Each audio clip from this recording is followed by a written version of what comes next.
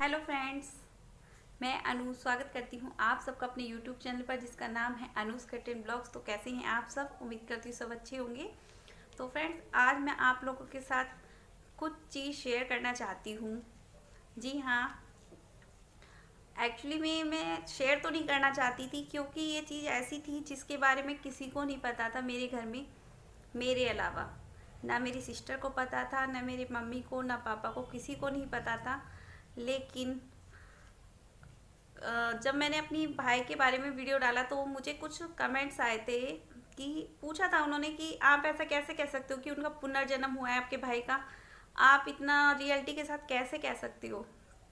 तो तब मुझे याद आया कि मुझे उसका जवाब देना चाहिए, क्योंकि आज से पहले मैंने कभी भी इस बारे में सोचा भी नहीं था। जो चीज़ मैं आप लोगों के साथ शेयर करना चाहती हूँ, मैंने कभी नहीं सोचा था कि मैं उस चीज़ को खोलूँगी या किसी के साथ सामने भी लेकर आऊँगी। उस चीज़ को कभी नहीं सोचा था। मैंने कभी किसी के सामने ये बात जिक्र भी नहीं की, कभी बोला भी नहीं, यहाँ तक कि अपनी मम्मी को भी नहीं बताया था।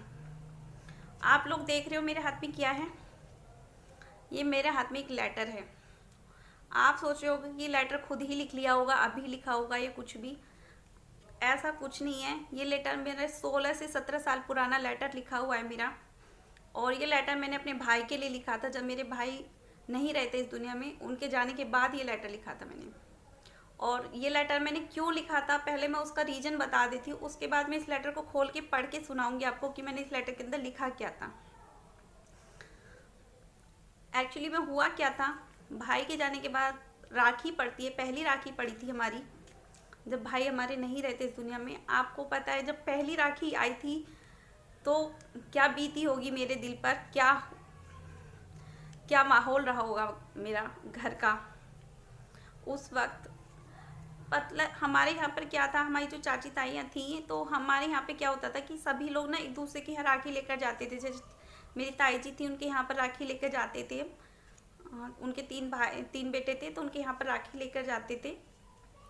तो भाई के जाने के बाद जब पहली राखी पड़ी थी तो हम उनके यहाँ राखी लेकर गए थे। तो वहाँ पर हमारी राखियों को वापस कर दिया गया था, लौटा दिया गया था।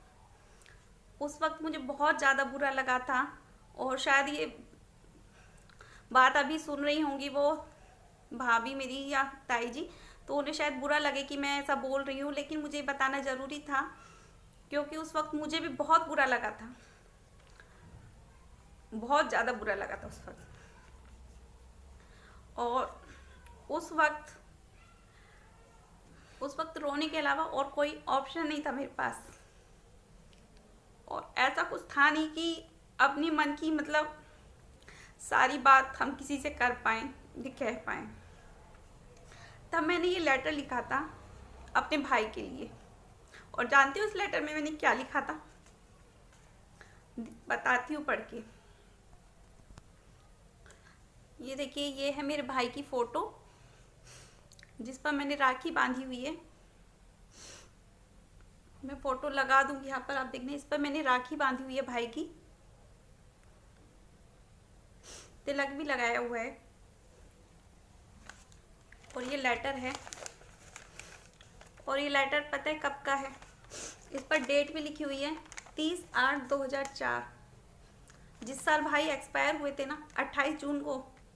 28 जून के बाद ये 30/8/2004 की बात है, 30 अगस्त की बात है ये, जब मैंने ये लेटर लिखा था। इस पर पता है क्या लिखा है?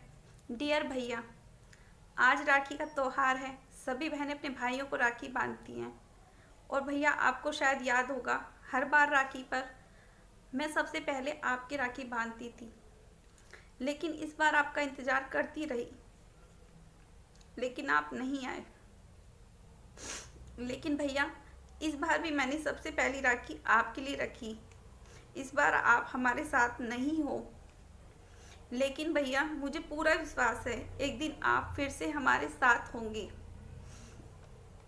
और भैया, अगर इस दुनिया में पुनर्जन्म होता है तो भैया आप फिर से पुनर्जन्म लेकर अपने कातिलों से बदला ज़रूर लेना। और भैया, हम सब आपको बहुत याद करते हैं। भैया, इस बार राखी पर आपकी याद बहुत आएगी। इस बार की पहली राखी आपके नाम। आपकी प्यारी बहन नीतू।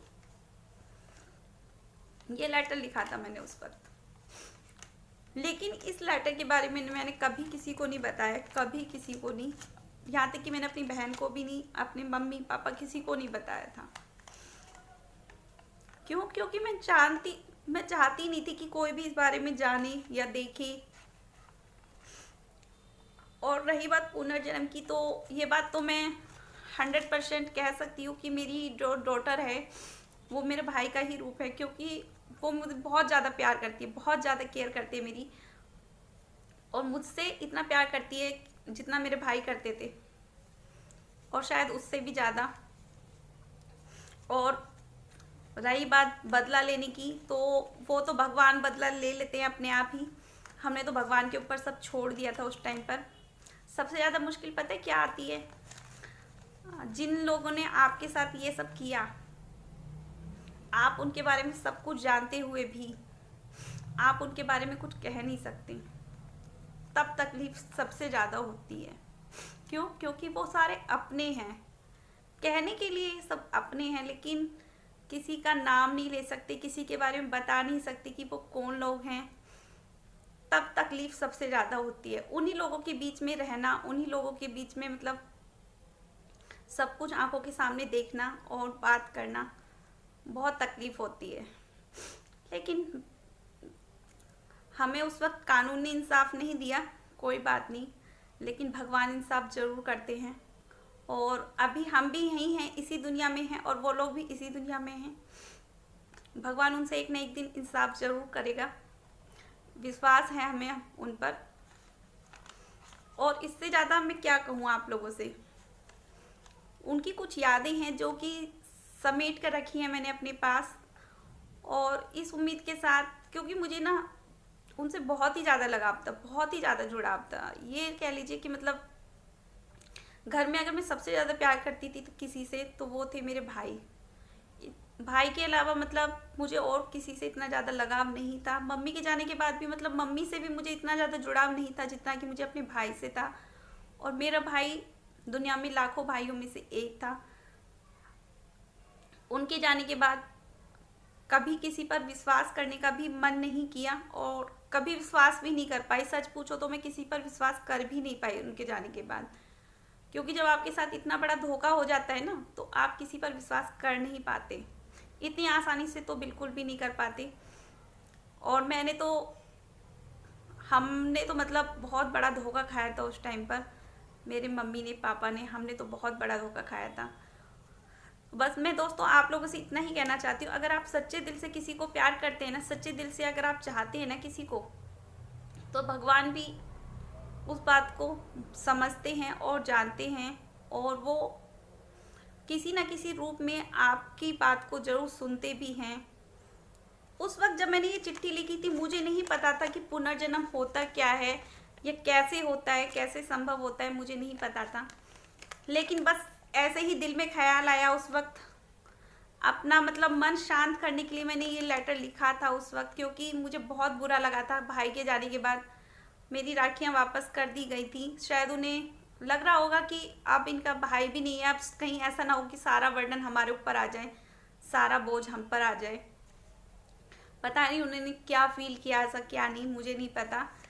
लेकिन ज़िंदगी का एक सबक मिल गया था कि कभी भी जो लोग उस वक्त ये कहते हैं ना कि अब हम ही तुम्हारा सहारा हैं, हम ही तुम्हारे सब कुछ हैं, वो सब सिर्फ दिखावे के लिए होता है, कोई किसी का नहीं होता है।